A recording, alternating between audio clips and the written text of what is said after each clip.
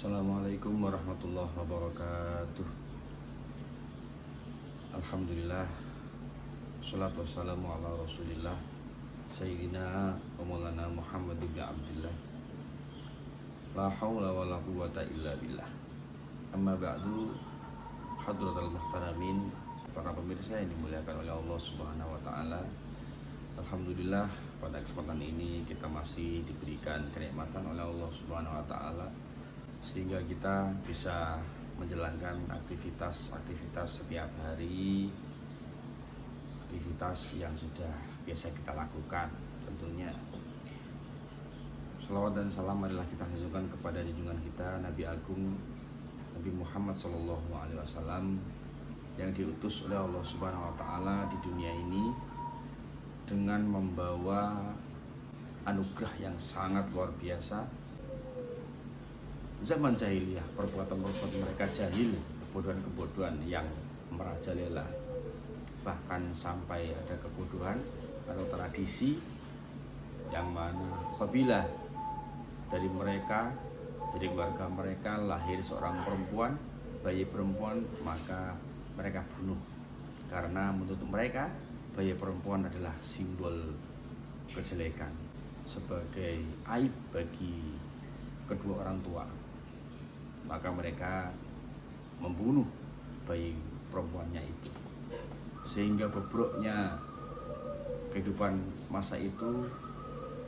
Ketika itu Allah Subhanahu wa Ta'ala menurunkan atau melahirkan seorang bayi yang telah dinamai dengan nama Muhammad, yang membawa perubahan yang sangat luar biasa, yang telah dianugerahkan oleh Allah Subhanahu wa Ta'ala ilmu yang sangat luar biasa, kemuliaan yang tinggi untuk Nabi Muhammad SAW, dan menyebarkan agama Islam dengan penuh kasih sayang dan juga akhlakul karimah.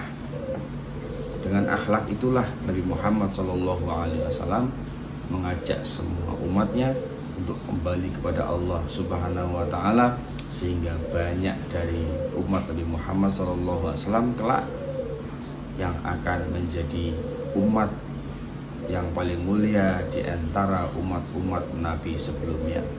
Dalam sebuah hadis diterangkan bahwa umat Muhammad adalah umat yang kelak nomor 1 atau pertama memasuki surganya Allah Subhanahu wa Ta'ala. Saking mulianya Nabi Muhammad SAW.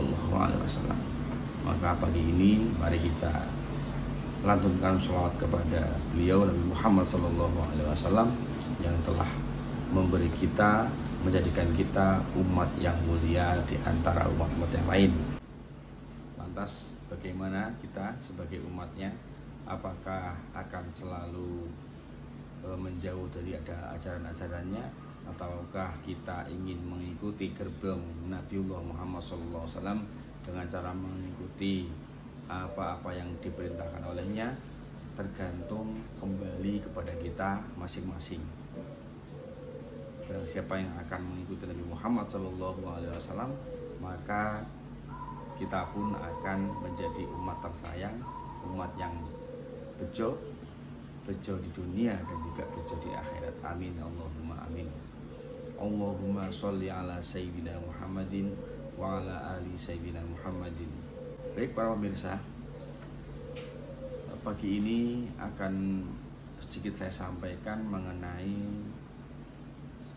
kehidupan kita ini terkadang tidak sesuai dengan apa yang kita inginkan, yang sudah ditakdirkan Allah, yang sudah ditakdirkan oleh Allah Subhanahu wa Ta'ala, terkadang tidak sesuai dengan apa yang kita inginkan.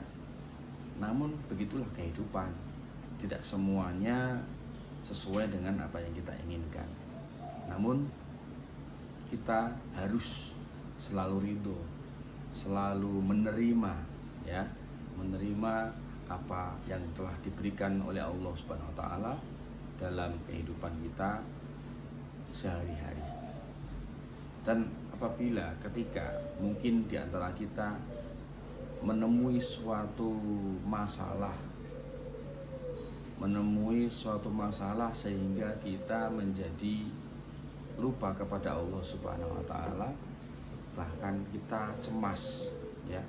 Cemas berlebihan, ya Allah kok seperti ini, ya Allah kok seperti ini, tidak seperti yang saya inginkan, ya Allah, kenapa kok bisa rugi daganganku, kenapa kok orang-orang tidak mau bersamaku, mereka membenciku, ya Allah kenapa, ya kadang pernah menemui seperti itu ya, tidak sesuai dengan apa yang kita inginkan. Maka cara kita untuk menenangkan diri kita agar bisa kembali kepada jalan Allah Subhanahu wa taala, agar kita dapat bersyukur kepada Allah Subhanahu wa taala adalah dengan cara kita banyak-banyak mengingat Allah Subhanahu wa taala. Ya.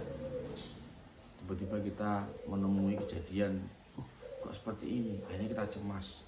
Bagaimana ini? Bagaimana, bingung. Maka kita kembali kepada Allah Subhanahu wa taala dengan cara zikir kepada Allah Subhanahu wa taala. Supaya apa? Hati kita yang tadinya gundah gulana, tidak sesuai ekspektasi, kita segera kembali kepada Allah Subhanahu wa taala, sehingga hati kita, diri kita merasa nyaman, jiwa kita merasa nyaman. Bagaimana caranya? Yang pertama adalah dengan berzikir kepada Allah Subhanahu wa taala dengan cara zikir-zikir yang ringan ya.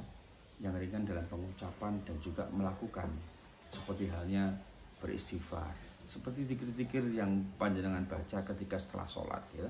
Ketika panjenengan semua setelah sholat, maka yang dibaca adalah lazimnya ya, istighfar, astagfirullahaladzim, astagfirullahaladzim, li wali walidayya walil mu'minin. Maka ketika insya Allah ya, dengan cara kita melafalkan itu, dengan disambungkan kepada jiwa kita sepenuh hati, insya Allah kecemasan kita akan hilang.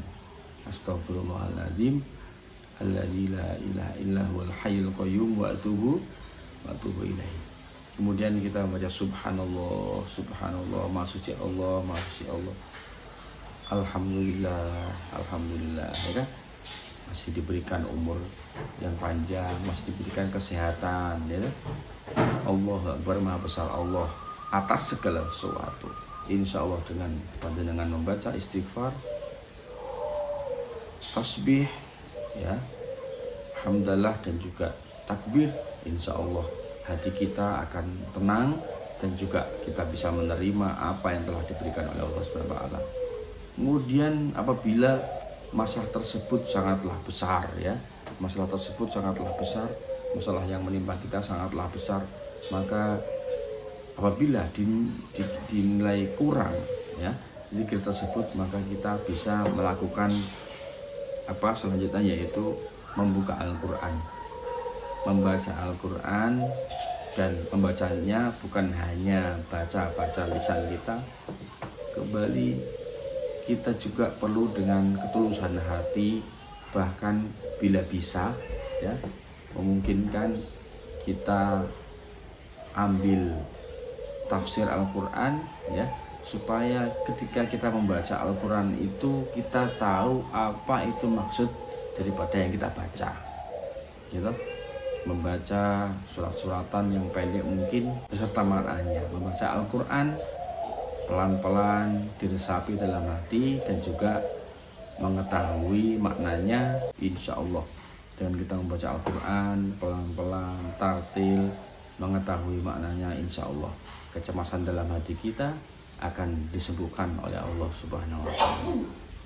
Kemudian apabila ya masalah kita, kecemasan kita masih terlalu besar ya, karena manusia itu kan pasti mendapatkan ujian dari Allah Subhanahu wa taala dengan berbeda-beda tingkatannya. Maka bila dinilai oleh kita itu terasa berat sekali, masih belum nyaman dengan kita berzikir dan membaca Al-Quran, maka coba kita ambil air wudhu, kemudian kita siapkan tempat sholat, kita sholat di tempat yang senyaman-nyaman mungkin, sesunyi-sunyi mungkin ya, tidak dengan orang-orang banyak. Mungkin kita ke masjid di siang hari ataupun pagi hari ya, mungkin panjenengan ingin melaksanakannya ketika waktu duha ya kan, kita sholat duha ketika jam 10 masih boleh sholat duha. Mungkin kita bisa sholat di syukril wudhu mungkin bisa kita sholat tahiyatul masjid, mungkin kalau kita di rumah kita menjalankan sholat yaitu sholat mutlak ya. Di dalam sholat pastinya kita akan membaca yang sudah diada, kita akan membaca, kita akan melaksanakan satu kedua, yang mana kita pasti di sana akan berzikir kepada Allah Subhanahu wa taala. Pastikan ya, kita akan takbir Allahu Akbar, zikir yang pertama ya.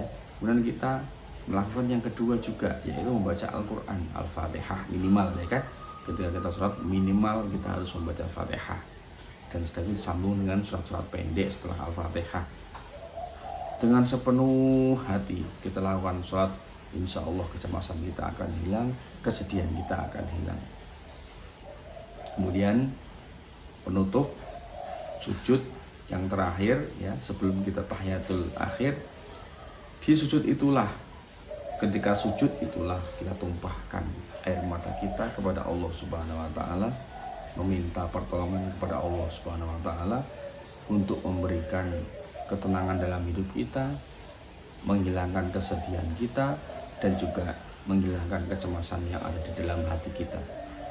Sepuas-puasnya Anda menangis kepada Allah Subhanahu wa taala, sehingga ketika panjenengan sholat sudah los semua, sudah panjenengan tumpahkan, sudah panjenengan aturkan kepada Allah Subhanahu wa taala dengan tangisan-tangisan penghambaan kepada Allah Subhanahu wa taala. Insya Allah setelah panjenengan sholat pastinya akan merasa tenang, kesedihan kita akan dihilangkan oleh Allah Subhanahu wa taala. Amin. Jadi ketika kita menerima takdir dari Allah Subhanahu wa taala yang mungkin tidak pas dengan hati kita ya, kemudian maka lakukanlah 4 hal ini. Yang pertama adalah istighfar kepada Allah Subhanahu wa taala, berzikir ya, berzikir entah itu istighfar, tasbih, takbir maupun tahlil, monggo silahkan berzikir kepada Allah, ingat kepada Allah Subhanahu wa taala. Dan yang kedua, kita membaca Al-Quran dengan penuh penghayatan, syukur-syukur bisa mencari artinya ya, beserta dengan terjemahannya. Kemudian yang ketiga, kita lakukan sholat ya, dan kita nangis kepada Allah Subhanahu wa taala pada sujud yang terakhir sebelum kita tahiyatul akhir ya. Kemudian yang keempat adalah dengan memahami betul-betul apa yang terkandung di dalam surat Al-Insyirah. Mudah-mudahan setelah panjenengan melakukan hal itu semua, insya Allah hati kita akan lebih terasa tenang ya, akan lebih menerima apa yang telah ditakdirkan oleh Allah Subhanahu wa taala. Pagi ini itu saja yang saya sampaikan, mudah-mudahan memberikan motivasi kepada kita untuk selalu hidup dengan qanaah ya, menerima takdir Allah Subhanahu wa taala, sehingga kita menjadi orang yang beruntung di dunia dan juga di akhirat ya. Karena orang-orang yang beruntung diantaranya adalah orang yang bersyukur kepada Allah Subhanahu wa taala, menerima ridho apa yang telah ditakdirkan Allah Subhanahu wa taala, dan sehingga kita besok ketika yaumul qiyamah kita dibangkitkan dari kubur, kita menjadi hamba yang beruntung, mendapatkan tempat yang mulia di sisi Allah Subhanahu wa taala, di surganya Allah Subhanahu wa taala, beserta para nabi, para solehin, para ulama, dan para keluarga kita tercinta. Amin ya rabbal alamin. Wal afu minkum. Wassalamualaikum warahmatullahi wabarakatuh.